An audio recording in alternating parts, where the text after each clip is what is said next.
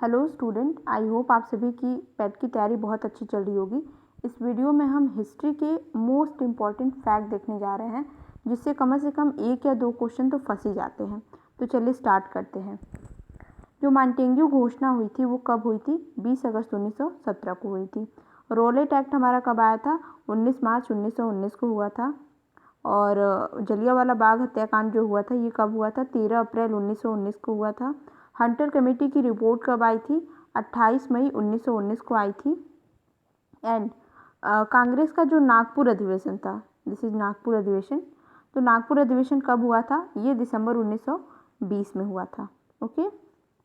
असहयोग आंदोलन की शुरुआत कब होती है? तो ये 1 अप्रैल 1920 को होती है। चौरी चौरा हत्याकांड कब हुआ था? 5 फरवरी 1922 को हुआ था। स्वराज पार्टी कब गठित हुई थी? तो 1 जनवरी 1923, जिसमें कि इम्पोर्टेंट मेंबर कौन थे? मोतीलाल नेहरू, चित्तरंजन दास। ठीक है। साइमन कमीशन की नियुक्ति कब होती है? 1927 में होती है, 8 नवंबर 1927 को। और साइमन कमीशन भारत आती कब है? तो वो 3 फरवरी 1928 में आती है। ठीक है। नेहरू रिपोर्ट कब आता है? 28 अगस्त 1928 को आता है। और बारदोली सत्याग्रह कब हुआ है? तो अक्टूबर 1928। इसी के दौरान जो है पटेल जी को जो है सरदार की उपाधि मिलती है। ओके। लाहौर षड्यंत्र केस ये कब होता है? 8 अप्रैल 1929 को। कांग्रेस विभाजन कब होता है? 1907, जिसको सूरत अधिवेशन भी बोलते हैं। और होम रूल लीग आंदोलन कब हुआ था? होम रूल आंदोलन शुरू होता है 1916 में, जिसमें की है जो होम रूल लीग जो है तिलक और एनी बेसेंट ने अपना अपना बनाया होता है। ठीक है। लखनऊ समझौता कब होता है? 1916 में होता है। इसको हम बोलते हैं गर्म दल और नरम दल का मिलना, यानी कांग्रेस जो 2 गुट में बटी होती है वो मिल जाती है इसमें। फिर सविनय अवज्ञा आंदोलन कब आया था? ये आया था ये 6 अप्रैल 1930 में आया था। ठीक है। जो फर्स्ट गोलमेज सम्मेलन हुआ था, जिसमें गांधी जी ने पार्टिसिपेट नहीं किया होता है, ये होता है 12 नवंबर 1930 को। ठीक है। इस दौरान ब्रिटिश के जो पीएम रहते हैं वो कौन होते हैं? मैकडोनल्ड होते हैं। ठीक है। गांधी इरविन सेकंड समझौता जो होता है, गांधी इरविन का समझौता, सॉरी सेकंड नहीं, इसके बाद ही आता है गांधी इरविन समझौता, प्रथम गोलमेज के बाद। ये होता है 1931 में। ठीक है। ये मार्च 1931 में होता है, 5 मार्च 1931 में। और जो द्वितीय गोलमेज सम्मेलन होता है ये 7 सितंबर 1931 में होता है।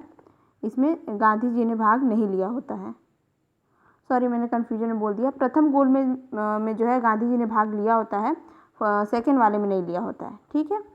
फिर कम्युनल अवार्ड कब आता है? सांप्रदायिक पंचायत वाला, ये जो मतलब संप्रदाय के हिसाब से पंचायत मतलब चुनाव शुरू हो जाता है इसके बाद से, तो ये 16 अगस्त 1932 में आता है। ठीक है। पूना पैक्ट कब होता है? यरोदा जेल में होता है। उनके मतलब गांधी जी और अंबेडकर के बीच में ये होता है, 24 सितंबर 1932 में होता है। ठीक है। जब गांधी जी जेल में रहते हैं उस वक्त। तो तृतीय गोलमेज सम्मेलन कब होता है? तो ये होता है 17 नवंबर 1932 में। इसमें गांधी जी ने भाग नहीं लिया होता, मतलब फर्स्ट वाले गोलमेज सम्मेलन में गांधी जी ने भाग लिया होता है, सेकेंड और थर्ड में नहीं लिया होता है। ठीक है। अंतरिम सरकार की स्थापना कब होती है? 2 सितंबर 1946 को होती है। माउंट बैटन योजना कब आती है? तो 3 जून 1947 को आती है। और हमारा भारत स्वतंत्र कब होता है? 15 अगस्त 1947 को होता है।